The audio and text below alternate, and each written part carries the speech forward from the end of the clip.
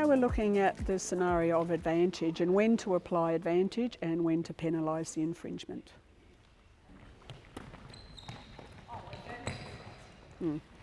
Right? Good call. It was a good call. It was a good call, wasn't it?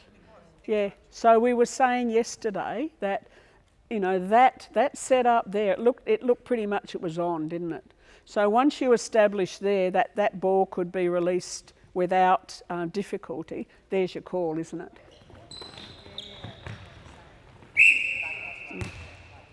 Now the difference there was what, Bronwyn?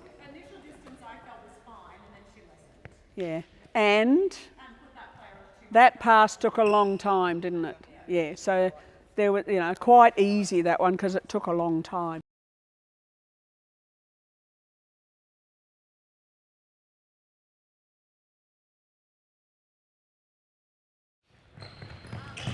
Oh. Okay, hold it. There was a contact. So here's the timing of it.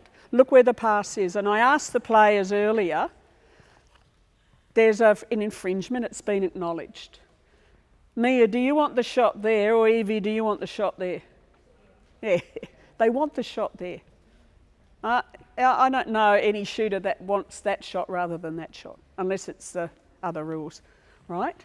So that was a timing. Did you, at any time during that, because you rightly penalised that, did you take into account what that shooter was, where she was? Yes, but at the point as well, I feel like I need to consider whether or not that contact is going to affect the release of the pass, because I think that has to be a consideration at the point of that. Yeah, it's a fine line, and it's a fine line between a blink and a, isn't it, or a, yeah.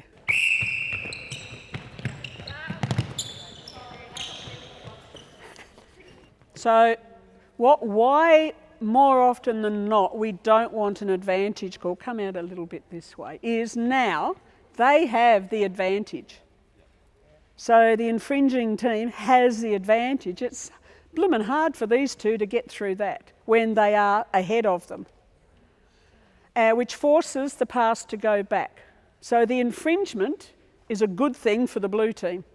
9 times out of 10, I don't want the advantage called, because to me it's not my team's advantage. It's not the attacking team's advantage. You want the really quick whistle, bang, real quick. Yeah, especially you might call advantage on your first couple, but then hit it, because then it delves into persistent, doesn't it? Starts to get into that area, doesn't it?